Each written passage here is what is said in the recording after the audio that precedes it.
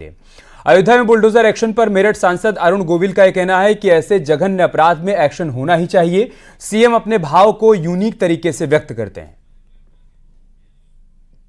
तो इस तरह के जघन्य कर्म करते हैं उनके ऊपर एक्शन, पूरी तरह एक्शन होना ही चाहिए, बहुत जरूरी है। और जैसे कि अभी सदन में भी मुख्यमंत्री ने कहा था, जो लखनऊ में घटना हुई जिसमें छेड़खानी की वारदात हुई, बारिश हुई थी, बारिश का पानी लोगों पर डाला जा रहा था, तो उसको लेकर के मुख्यमंत्री ने कहा कि अब सद्भावना ट्रेन चलेगी, अब बुलेट ट्रेन चलेगी।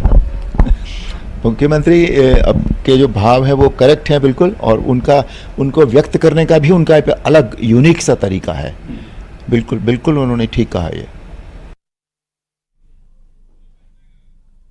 इधर सीएम योगी ने लखनऊ में काकोरी ट्रेन एक्शन शताब्दी समारोह और हर घर तिरंगा अभियान की तैयारियों को लेकर बैठक की। इस बैठक में दोनों डिप्टी सीएम केशव प्रसाद मौर्य और ब्रजेश पाठक समेत सरकार के कई मंत्री भी शामिल हुए। इसके अलावा पुलिस और प्रशासन के कई आला अधिकारी भी बैठक का हिस्सा बने।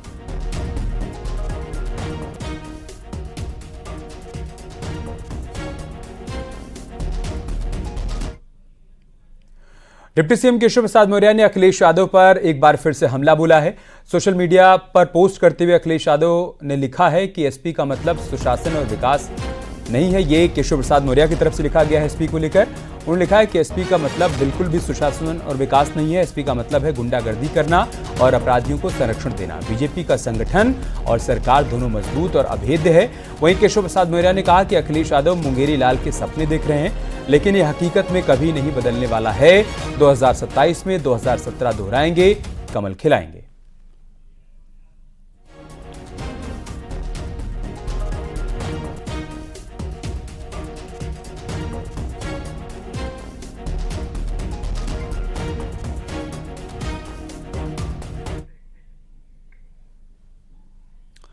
बीजेपी नेता मुख्तार अब्बास नकवी ने एक बार फिर से राहुल गांधी पर करारा प्रहार किया। नकवी ने कहा कि बार बार स्पीकर को राहुल गांधी को बताना पड़ता है कि आप संवैधानिक पद पर हो। नकवी ने कहा कि आप खुद अपनी चतुराई के चक्रव्यूह में फंस रहे हो। उन्होंने राहुल गांधी को सपने से बाहर निकलने के लिए कहा।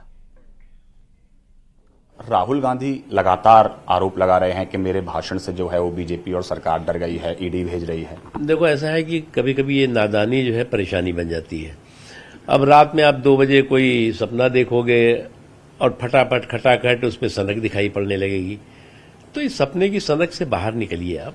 और आप अभी भी एक्सेप्ट नहीं कर पा रहे हैं कि आपको जनता ने 99 सीटें दे दी हैं और आपको बार बार जो है वो स्पीकर साहब को ही बताना पड़ता है कि भाई आप अब एक संवैधानिक पद पे हैं, लेकिन फिर भी आपकी सनक जो है वो इसी तरह की है। तो और कहेंगे कि साहब जो हमने चक्रव्यूह कहा है, तो खुद अपनी आप चतुराई के चक्रव्यूह में फंस रहे हो।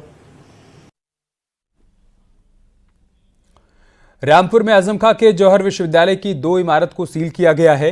प्रशासन की तरफ से इन बिल्डिंग्स को खाली करने के लिए 1 सप्ताह का समय दिया गया था, जो 1 अगस्त को पूरा हो चुका है। जौहर विश्वविद्यालय ने चिन्हित बिल्डिंग से सामान निकाल लिया है। बता दें कि एसपी नेता आजम खां सीतापुर जेल में बंद हैं और जौहर विश्वविद्यालय आजम खां का ड्रीम प्रोजेक्ट है।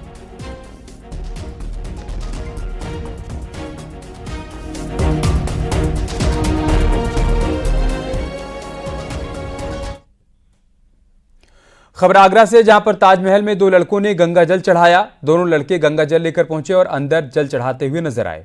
दोनों लड़कों ने गंगा जल चढ़ाने का वीडियो बनाया। वीडियो में देखा जा सकता है कि दोनों लड़के 1 लीटर पानी की बोतल लेकर अंदर जाते हैं और फिर ताजमहल के अंदर जल चढ़ा देते हैं। जानकारी मिलते ही सीआईएसएफ एक्टिव हो गई और दोनों लड़कों विनेश और श्याम को पकड़कर पुलिस के हवाले कर दिया गया। पुलिस मामले की जांच पड़ताल कर रही है।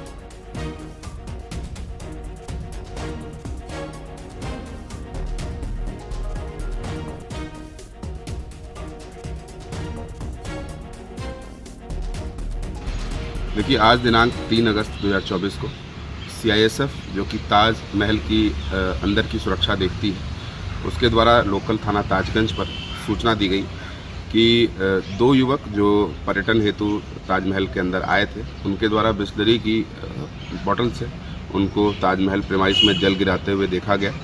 और उस सूचना पर सीआईएसएफ ने इन दोनों युवकों को हिरासत में ले लिया है। सीआईएसएफ के द्वारा दी हुई लिखित तहरीर पर थाना ताजगंज पर अभियोग पंजीकृत कर इन दोनों युवक को के खिलाफ आवश्यक विधिक कार्रवाई की जा रही है।